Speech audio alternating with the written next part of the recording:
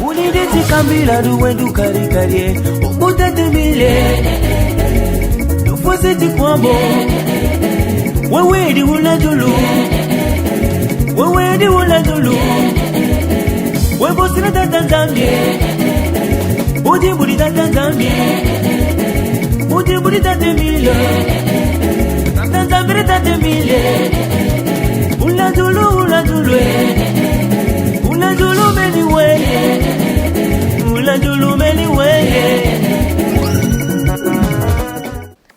L'étoile de David, qui jadis était au Orient, s'est déplacé en Afrique, au Congo-Brazzaville, précisément au mont Karikari.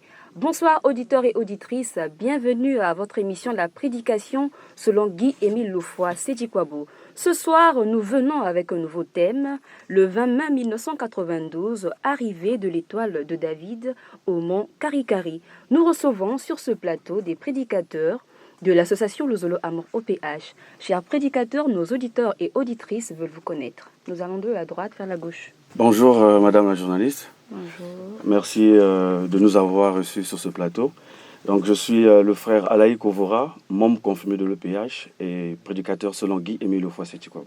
Le frère Samba Godfrey, membre confirmé de l'EPH, prédicateur selon Guy-Émile Loufoy Sédikwabo. Merci à nos prédicateurs, nous vous souhaitons la bienvenue à la RTOPH. Alors, frère Samba, pourquoi le grand maître de l'OPH appelle cette étoile étoile de David? Le grand maître appelle ça l'étoile de David, c'est parce que Jésus le Christ était de la postérité de David. Donc, c'est pour cela que cette étoile est appelée l'étoile de David ou étoile de Bethléem. Étoile de Bethléem parce que c'était à Bethléem, là où Jésus le Christ était né. Étant donné que Jésus était fils de David, de la postérité de David, c'est pour cela que cette étoile est appelée étoile de David. Donc c'est cette même étoile qui est donc revenue au Congo-Brazzaville le 20 mai 1992. L'étoile a tournoyé au-dessus du mont Karikari pendant 7 heures de temps. Parce qu'il fallait déraciner, il fallait enlever tout ce qui était du mal. L'étoile a nettoyé, a purifié le mont Karikari. Et voilà, pendant 7 heures de temps, que l'étoile avait tournoyé au-dessus du mont Karikari. Effectivement, vu qu'il s'agit d'une étoile qui a un lien avec la naissance du Christ, vous savez, il y a plusieurs érudits qui ont donné plusieurs connotations à cette étoile. Certains l'appellent l'étoile de la promesse, d'autres l'appellent étoile de Bethléem, mais nous avons la précision ici par le grand maître de l'EPH qui dit que cette étoile est appelée étoile de David du fait qu'elle a annoncé justement l'arrivée du Fils de Jésus sur terre. Et ce qualificatif-là, ayant un lien avec la chrétienté, c'est pourquoi il donne ce qualificatif pour interpeller en fait tous les spirituels, tous les chrétiens, tous les croyants, parce que il était bien annoncé dans la Bible que cette étoile justement devait revenir. Et pour le commun des mortels, il était important d'avoir la précision parce que les gens divaguaient quant à l'origine de cette étoile. Et lui, donc, il apporte la précision en disant que cette étoile s'appelle étoile de David. Nos auditeurs veulent savoir, c'est vrai, l'étoile de David annonce la naissance de Jésus-Christ. Pourquoi l'étoile a choisi le Congo-Brazzaville, nettement l'Afrique et en particulier le mont Karikari? Si l'étoile est arrivée en Afrique, au Congo-Brazzaville, à Kibossi, au mont Karikari, premièrement, c'est parce que Guy-Émile Loufoy Sédikwabo vit au Congo-Brazzaville. Pourquoi l'Afrique? Mais aujourd'hui, les Blancs nous disent que l'Afrique est le berceau de l'humanité. Quelque part, on nous dit que non, Dieu avait déjà quitté l'Afrique. Pourquoi les gens disent ça? Dieu avait déjà quitté l'Afrique. C'est parce que cette étoile avait quitté en Afrique pour aller en Orient, là où l'enfant Jésus était né. Étant donné que le temps est arrivé, que cette étoile devrait revenir au Congo-Brazzaville, en Afrique centrale, parce que Guy-Émile Loufoy Sédikwabo vit au Congo-Brazzaville. Et effectivement, il y a même des gens qui ont parlé de ça. Lorsque Guy-Émile a annoncé que l'étoile est ici, l'étoile est revenue. Nous avons au Vatican, il y a l'abbé Gueux qui nous dit ceci. Peuple de Yahvé, rendons-nous en Afrique. Ça, c'est un abbé qui est au Vatican qui le déclare. Peuple de Yahvé, rendons-nous en Afrique, plus précisément à la source du fleuve Nil, se trouvant au bassin du Congo. Car le Christ, tant attendu, est déjà là. Il mange, il boit, il parle avec ses compatriotes, mais ces derniers ne savent pas qui il est exactement. Parce que nous voyons déjà la splendeur sublime de son étoile qui brille avec un éclat glorieux. Prouvant ipso facto son règne triomphal. Allons à son rencontre, bien-aimés. Plongeons-nous dans une sphère d'adoration en son honneur et nous contemplerons la gloire de Yahvé car il détient la clé de notre salut. Et ici, là, cet abbé pourrait dire non, rendons-nous en Europe. Mais il dit que rendons-nous en Afrique parce que l'Afrique est le berceau de l'humanité. Et le grand maître Guillaume Fascabo est venu présenter. Non, bien que le blanc nous a dit que l'Afrique est le berceau de l'humanité, mais c'est le Congo-Brazzaville qui est le berceau de l'humanité. Donc, cette étoile avait quitté le Congo-Brazzaville pour aller en Orient, là où l'enfant Jésus était né. Et aujourd'hui, cette étoile est donc revenue au Congo-Brazzaville parce que Guillaume Fascabo, Dieu, est là au Congo-Brazzaville. Depuis les temps anciens, tous ceux qui ont régné, par exemple, à l'instar de Jésus, à l'instar de Salomon, à l'instar de Jéroboam, tous ces gens-là mettaient pied en Afrique. Et donc, l'Afrique étant terre d'asile d'Afrique, étant terre d'asile des prophètes, il n'est pas étonnant qu'aujourd'hui, Dieu ou cette étoile choisisse l'Afrique. Tenez, madame la journaliste, il est écrit dans Ésaïe 19, c'est une promesse de l'Éternel. Ésaïe 19, versets 19 à 20, nous allons le lire. En ce même temps, il y aura un autel à l'Éternel, au milieu du pays d'Égypte, et sur la frontière un monument à l'Éternel. Ce sera pour l'Éternel des armées un signe et un témoignage dans le pays d'Égypte. Ils crieront à l'Éternel à cause des oppresseurs, et il leur enverra un sauveur et un défenseur pour les délivrer. Et l'Éternel sera connu des Égyptiens, et les Égyptiens connaîtront l'Éternel en ce jour-là. Ils feront des sacrifices et des offrandes, et ils feront des vœux à l'Éternel, et l'Éternel les accomplira. Amen. Amen. Amen. Amen. Et là, le verset situe, en fait, ou parle d'un autel, d'un sanctuaire dans lequel les Égyptiens, en fait, ici, Égypte signifie Afrique, puisque à l'époque, le mot Afrique n'existait pas. Donc, pour qualifier les Africains, on utilisait soit Éthiopie, soit Égyptien.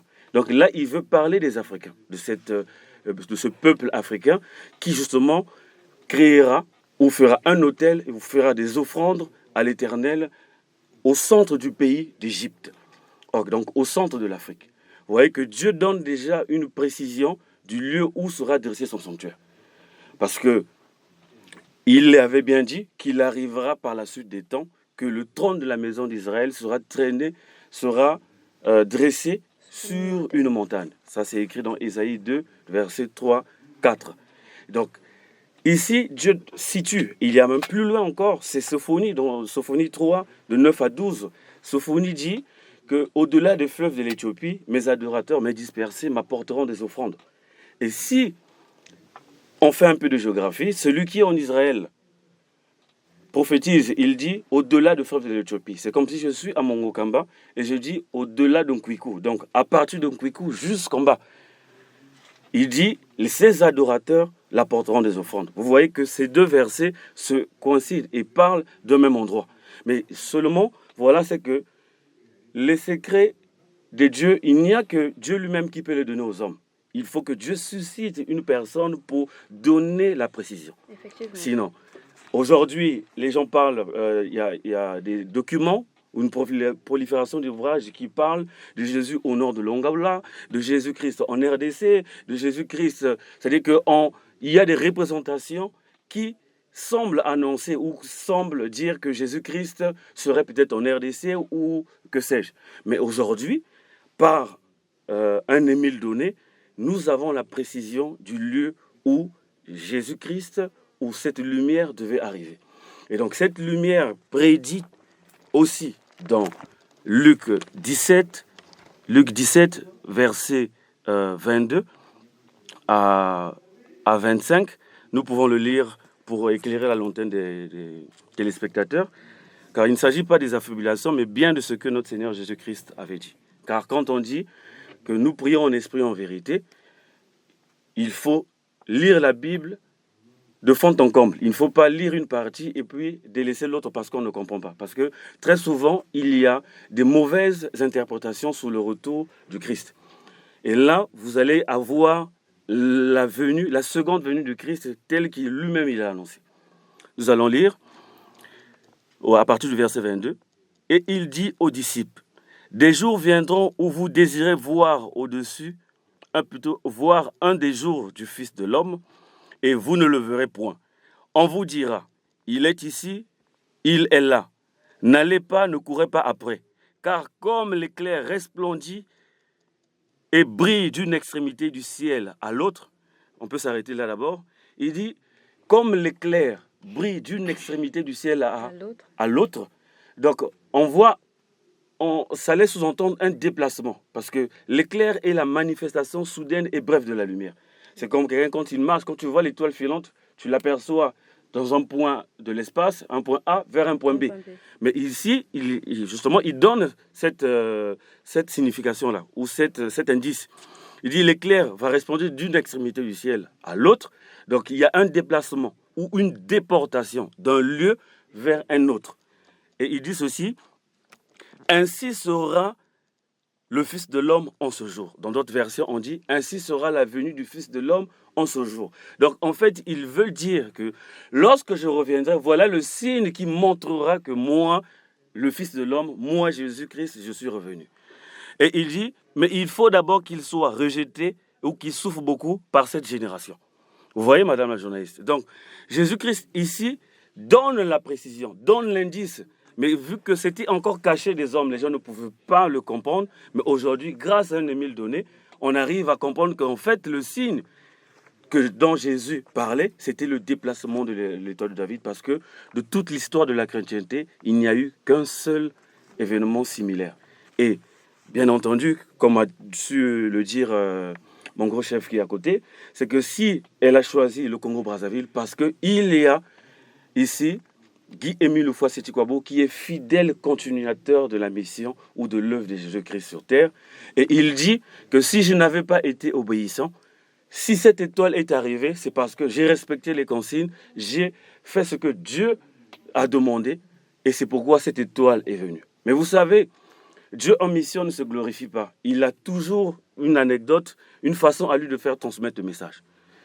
C'est comme Jésus-Christ qui est pourtant Dieu, mais qui priait « Seigneur, Seigneur », mais pourtant lui-même il était Dieu. Et donc lui, étant en mission, il prend cette fois-là la position du missionnaire. Bien que cette étoile soit revenue au bercail pour lui. Parce que si hier, l'étoile de David qui était suspendue dans les airs à Bethléem a annoncé l'arrivée ou la naissance de l'enfant Jésus-Christ, cette fois-ci, elle est arrivée, mais cette étoile à Bethléem, l'incarnation, si vous voulez, ce qui était palpable, ce qui caractérisait ou symbolisait ou personnifiait cette lumière, c'était l'enfant Jésus. Donc, c'était Dieu qui se cachait dans un enfant. Aujourd'hui, cette étoile est personnifiée, symbolisée par la présence de Guy-Émile Houphouët-Sétikwabo, ici, en terre africaine du Congo-Brazzaville. C'est pourquoi cette étoile revient à Bercail pour dire à l'humanité que le Fils de l'homme dont vous cherchez est bien le Congo-Brazzaville. D'autant plus qu'il a dit, allez dire au monde entier que vous avez vu Dieu de vos propres yeux, car Dieu vit au Congo-Brazzaville. Merci madame la journaliste. De nos jours, y a-t-il des prophéties qui parlent de cette étoile? Bien évidemment, il y a des inserts que nous avons eu à vous emmener. Si vous voulez, on peut balancer pour éclairer la lanterne. Oui, nous allons repartir du côté de la régie, qu'il nous balance ces inserts pour donner plus d'éclaircissement à ce sujet.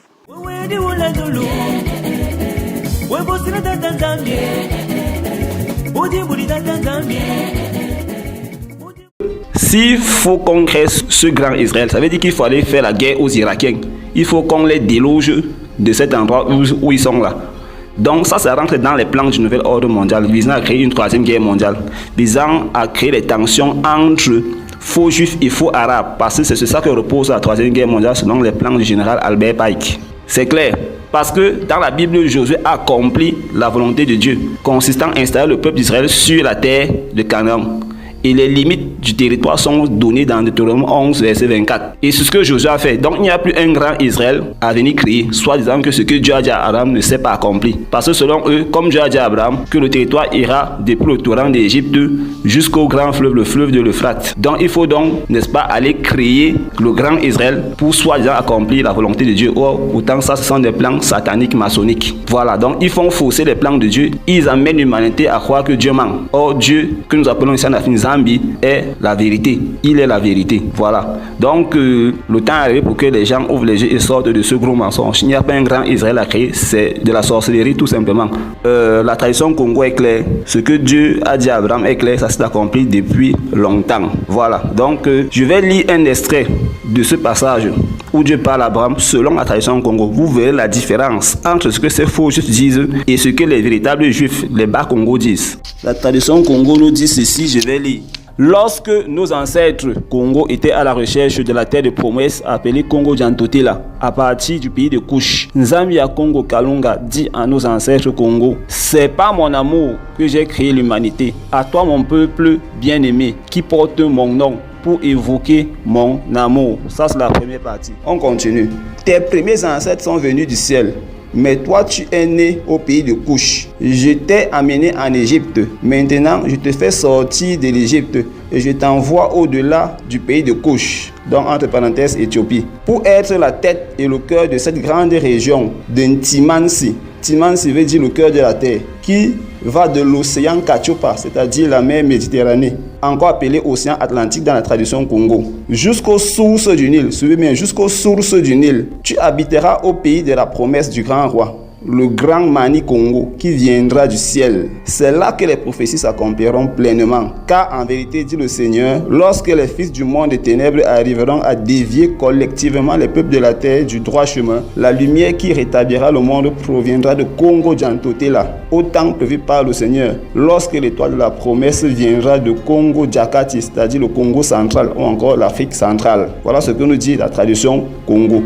Donc vous voyez que tout est clair, que selon la tradition Congo, le territoire donné à Abraham, je vais lire. Voilà d'abord que cette tradition nous fait comprendre que les Congos ont été en Éthiopie, donc Dieu a amené les Congos en Éthiopie. Tes premiers ancêtres sont venus de l'espace, mais toi tu es né au pays de Couche, c'est-à-dire Abraham qui est né au pays de Couche, c'est-à-dire à Babylone. Voilà, je crois que c'est clair. Je t'ai amené en Égypte. On sait que les Juifs ont été esclaves en Égypte. Maintenant, je te fais sortir d'Égypte. Dieu a fait sortir les Hébreux d'Égypte. Et je t'envoie au-delà de l'Éthiopie. C'est-à-dire, je t'envoie au-delà du pays de Couche. Sophonie 3, versets 9 à 10. Je pense que tout est clair. Pour être la tête et le cœur de cette région de Timansi. C'est une autre expression en Kikongo pour parler du cœur de la terre, bien centre de la terre. Timansi. Qui va, suivez bien, de l'océan Kachopa Kalunga, c'est-à-dire ce qu'on appelle aujourd'hui l'océan Atlantique, jusqu'aux sources du Nil et non au torrent d'Égypte, jusqu'aux sources du Nil. Nous sommes ici en pleine Afrique, c'est-à-dire que le Seigneur, dans ce passage, nous situe le territoire donné à Abraham en pleine Afrique subsaharienne. Est-ce que vous voyez? Donc, vous voyez que ces faux juifs ont complètement changé les choses. Mais la tradition Congo nous situe l'emplacement exact de la terre donnée à Abraham. Et cette terre ne revenait pas qu'aux Israélites, mais c'est la partie la plus bénite qui revenait aux Israélites, tandis que les autres avaient la partie située exactement aux sources du Nil. Et plus précisément, c'était là où était située l'Arabie. C'est-à-dire que l'Arabie, l'ancienne Arabie, était située là où se trouvent les pays tels que la Tanzanie, Kenya, l'Ouganda, etc. Voilà l'emplacement où était située l'Arabie. Je reviendrai sur ce détail un peu plus tard. Mais voilà ce que la tradition Congo nous dit de la terre de promesse, le territoire que le Seigneur avait donné à Abraham. Donc, tout est clair ici, selon la tradition Congo.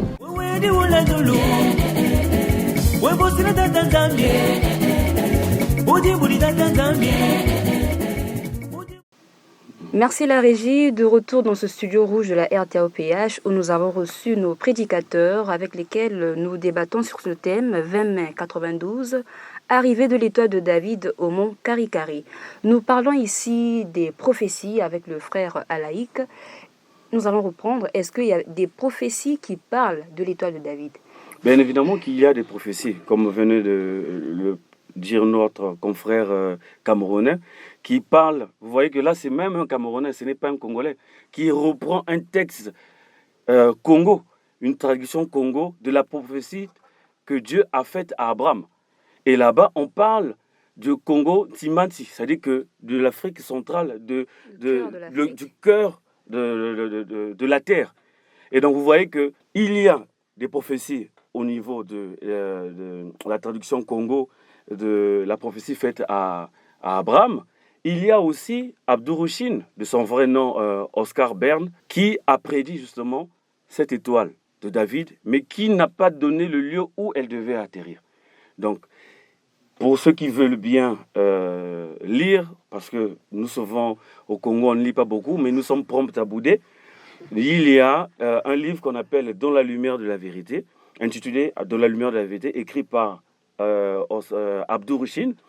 Et dedans, il y a un chapitre consacré justement à cette étoile et c'est intitulé ce chapitre « L'étoile de Bethléem » et ou la grande comète. Et là-dedans, cet érudit ou ce chercheur parle du déplacement de cette étoile. Il dit, quant à l'origine de cette étoile, quant à ce qu'elle apporte à l'humanité, voilà ce qui n'est pas encore connu des hommes. Mais aujourd'hui, Émile nous a donné l'éclaircissement. C'est-à-dire qu'aujourd'hui, on ne peut pas parler de ce que nous appelons par vocable des vérités divines de l'heure des grandes vérités, sans parler de cette lumière-là.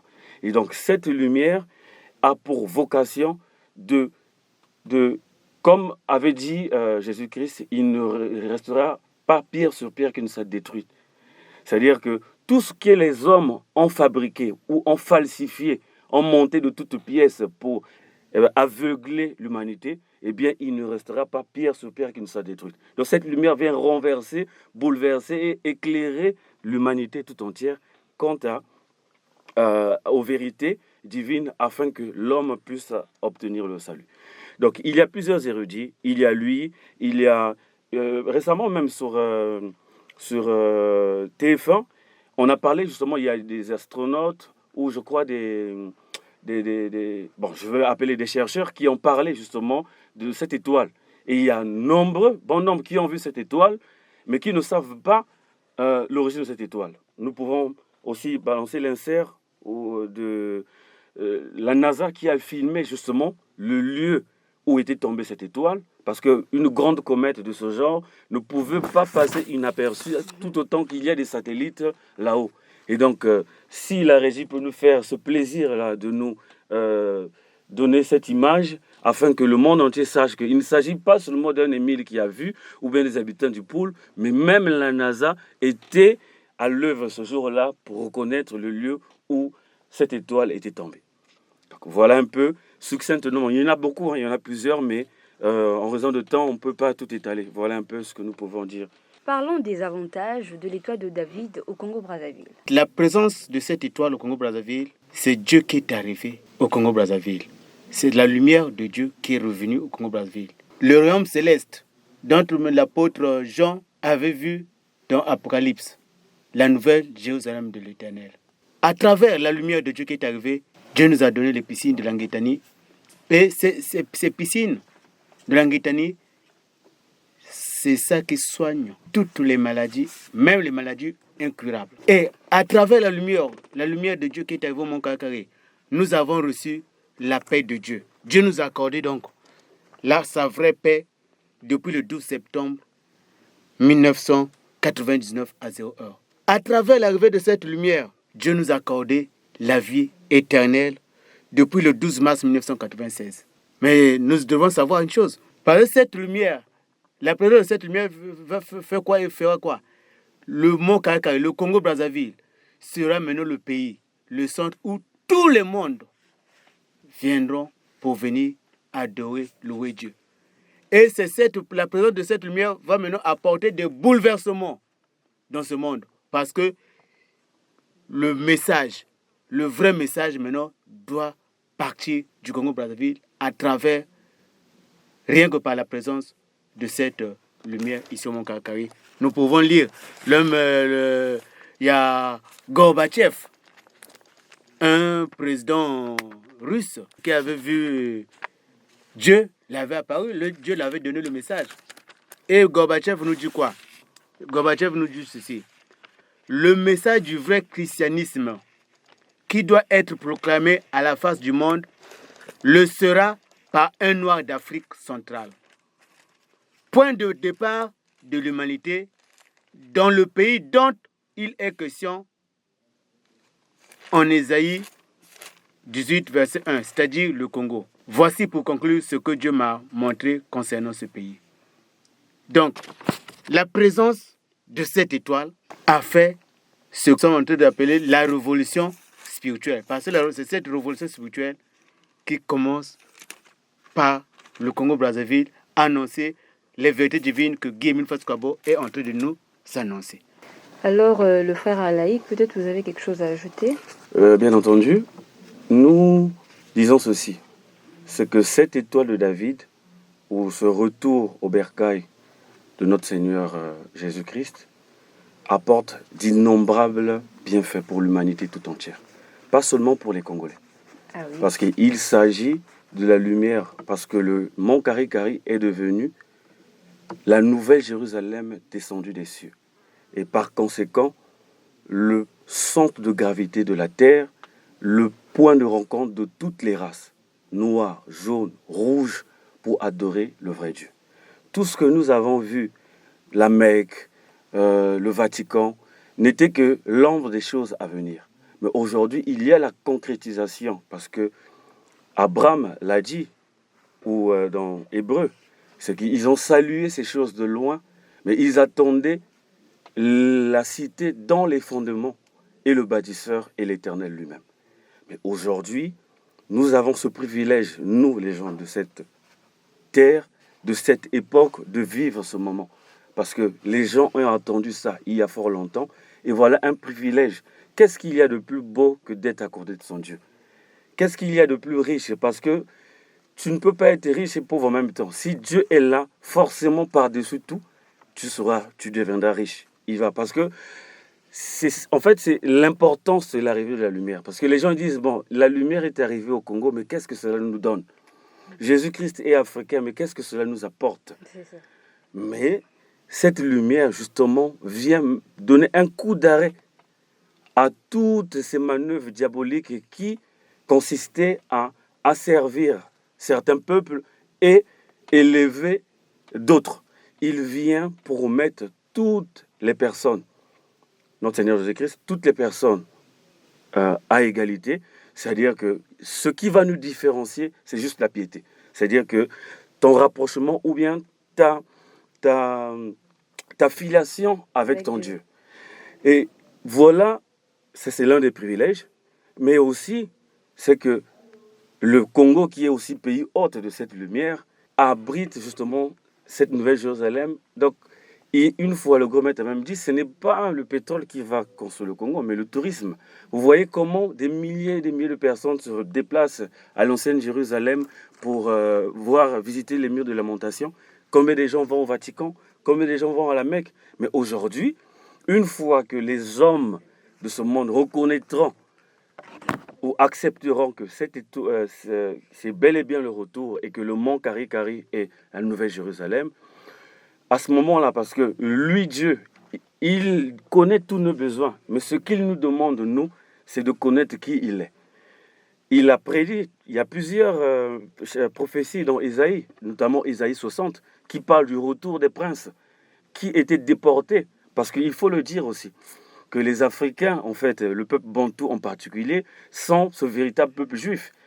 Mais puisque nous sommes sur un thème précis, nous n'allons pas trop aborder là. Mais parce qu'il n'y a qu'un seul, il n'y a qu'un seul peuple qui vit les malédictions de Deutéronome 34, que Moïse avait faites au peuple d'Israël. Que si vous ne suivez pas l'Éternel, voilà ce qui va vous arriver. L'esclavage, la colonisation, tout ce que nous avons connu. Alors qu'aujourd'hui, bien que ce soit, les chaînes ne sont plus à nos pieds, mais les chaînes sont maintenant dans nos têtes. Donc cette lumière vient démanteler, si vous voulez, déraciner tout ce que le diable avait implanté, toute la falsification, toutes les magouilles humaines qui visaient à tirer profit des richesses de l'Afrique ou bien d'asservir des peuples Donc Dieu, nous venons de le lire dans le Ésaïe 19, que les Égyptiens, les Africains prieront l'Éternel et l'Éternel leur enverra un sauveur. Et donc cette lumière nous apporte bénédiction,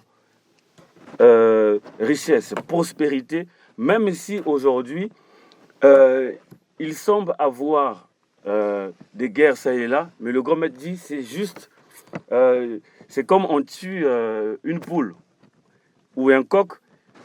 Pourtant, on a coupé la tête, mais il bouge quand même. Donc, ça veut dire que Dieu a déjà, puisque Dieu a parlé, Dieu a annoncé, il a accordé sa vraie paix, il a accordé sa vie éternelle. Et donc, par conséquent, tout ce qu'il a annoncé va s'accomplir, ou est en train de s'accomplir, parce que pour les fidèles de l'association de Zola Amo, les gens ont vu voient les manifestations quotidiennes de l'arrivée de cette étoile de David, parce que autrefois on ne pouvait pas prier sans pour autant que le diable vienne te menacer dans la nuit, mais grâce à cette lumière, nous aujourd'hui, membres confirmés de l'EPH, assidus, ayant compris l'enseignement, nous bénéficions justement de cette protection divine, hautement spirituelle, que le diable, qu'il soit 1000 ou 10 000 à ton côté, toi tu seras hors d'atteinte, parce que cette lumière-là nous protège et nous conduit.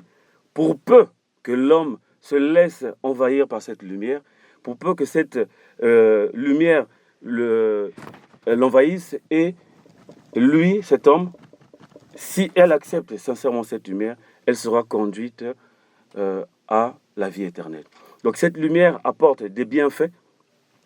Et nous avons même un insert.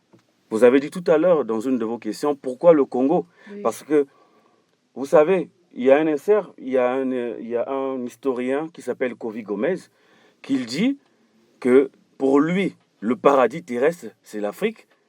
Et même Voster disait que c'est un paradis terrestre, parce qu'il voulait avoir l'Afrique débarrassée des Africains, Voster.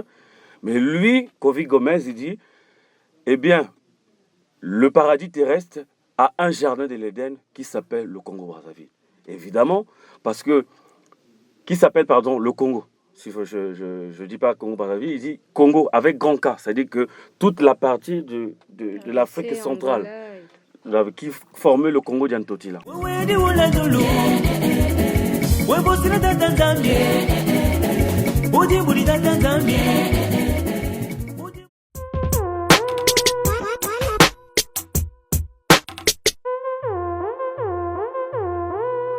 Bon, il y a deux problèmes. Quand est-ce que nous sommes devenus minorité, puisque nous étions les premiers hommes les plus nombreux sur la terre? Comment tu peux m'expliquer rationnellement notre passage de majorité à minorité sans génocide? On a été décimés par quelle catastrophe naturelle? Deuxième chose que nous demandons, c'est pourquoi les Blancs ont-ils mené à bien le projet de Voster en Nouvelle-Zélande, en Australie, dans une certaine mesure en Nouvelle-Calédonie, en Tasmanie, dans toutes ces régions. Il y avait des êtres humains dans la forêt de l'Amazonie. Combien sont-ils aujourd'hui? Pourquoi ils ont réussi ce projet de Voster et vous dites qu'en Afrique, les droits humains vont nous mettre à l'abri de ça? Il n'y avait pas les droits humains à l'époque où on a vidé la Nouvelle-Zélande de sa population. Alors voici ce qu'il a dit Voster. Si vous nous demandez quel est l'objectif final de notre politique de séparation des races, c'est ça qu'on appelle l'apartheid, nous vous répondrons que notre principal objectif est d'obtenir une Afrique à jamais débarrassée des Africains. Et une Afrique débarrassée des Africains serait en tout point semblable à un paradis terrestre pour l'homme blanc. Donc s'il dit ça, et que après que moi j'ai dit ça, des journalistes qui m'ont porté la contradiction sur des plateaux de télévision, comme Antoine Glaser et son compère Stephen Smith, viennent d'écrire un livre intitulé « L'Afrique sans les Africains », en reprenant le titre de ce que j'ai dit.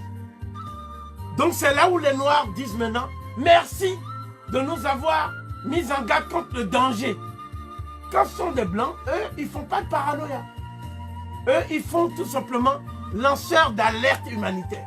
Quand c'est Covid, la paranoïa est à son compte. Bon, j'assume. Mais ce que je dis, c'est que Vorster n'a pas dit le paradis céleste. Il a dit le paradis terrestre. Donc pour lui, à tort ou à raison, l'Afrique c'est le paradis terrestre. Eh bien moi je dis, moi Kovi, que le paradis terrestre qu'est l'Afrique a un jardin de l'Éden qui s'appelle le Congo.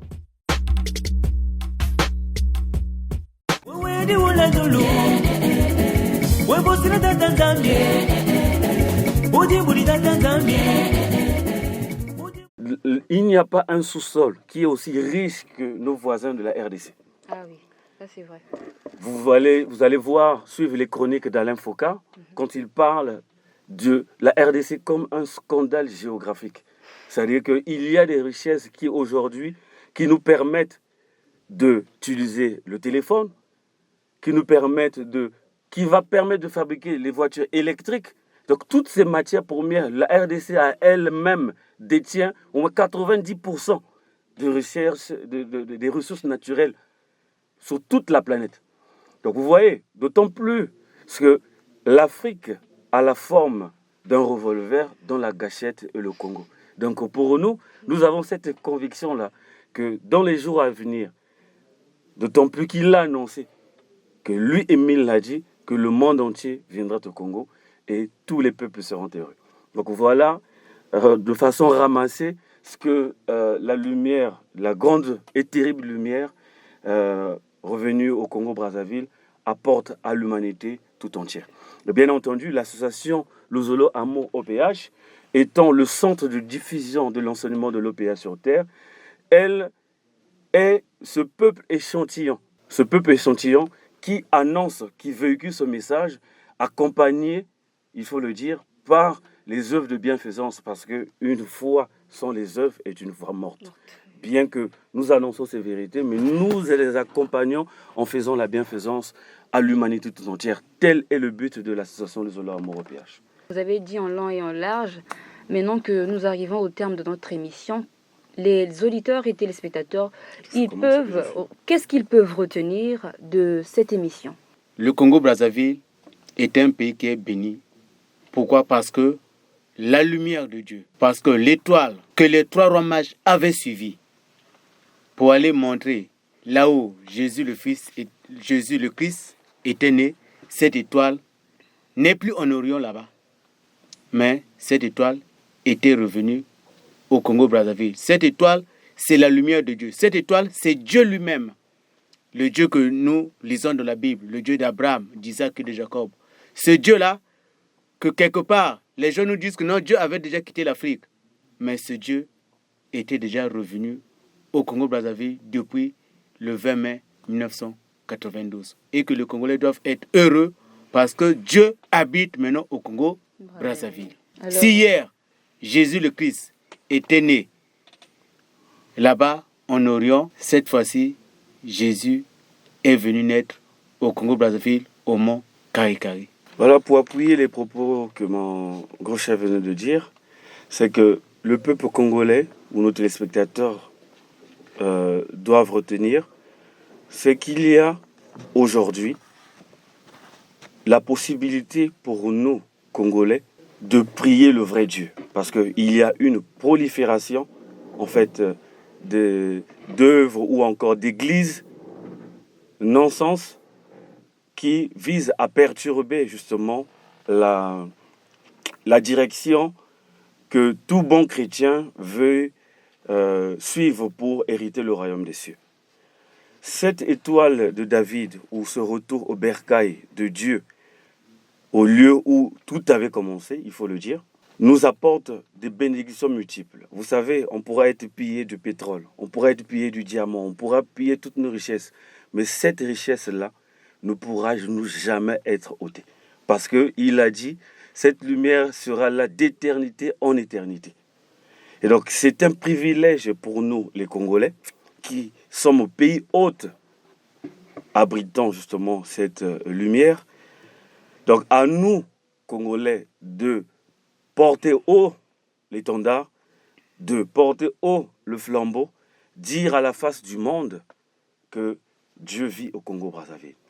C'est vrai, au début, ça peut paraître comme une affabulation, ça peut paraître, tu peux paraître ridicule, mais la vérité étant là, étant présente, puisque les hommes peuvent combattre la vérité au fil des siècles, comme avait dit un chanteur, que le mensonge peut venir par l'ascenseur, mais la vérité, même si elle vient par l'escalier, elle finira par arriver.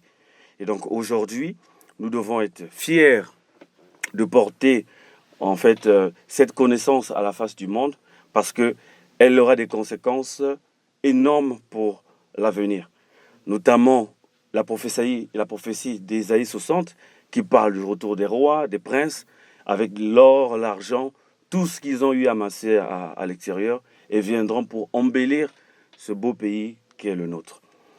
Et pourquoi encore le Congo? Nous insistons parce que tellement que nous vivons, nous voyons le noir tous les jours, nous voyons toutes les crises économiques s'abattre sur nous, ça peut laisser entendre que comment est-ce que Dieu vit au Congo et qu'il y ait autant de mal-être dans ce pays, trop de souffrance. Mais je viens vous donner une promesse faite par notre Dieu.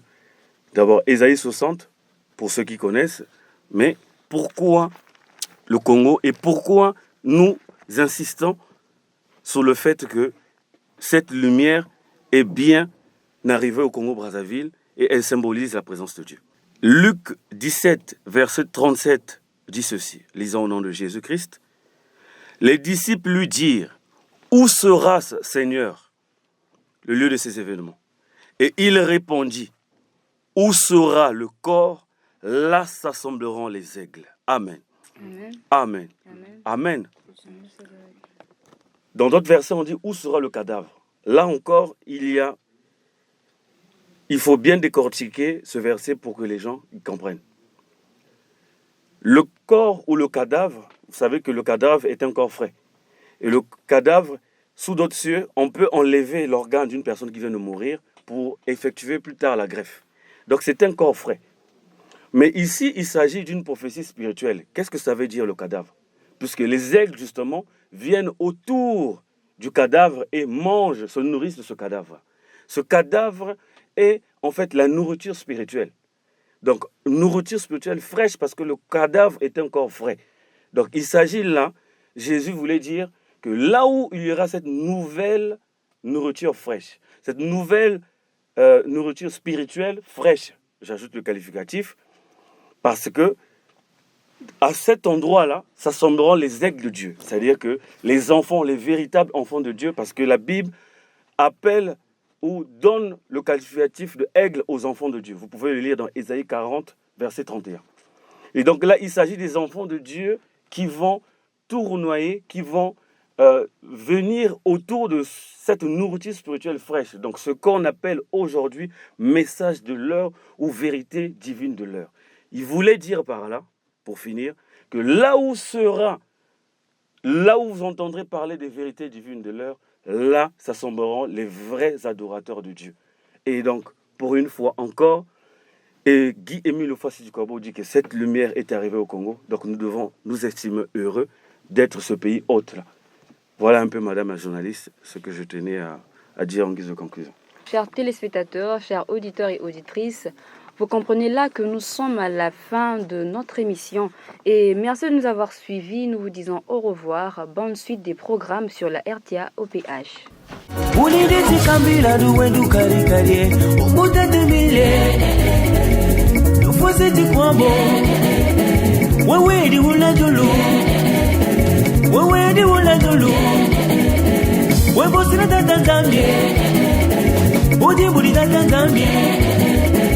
Udi buri tate mille,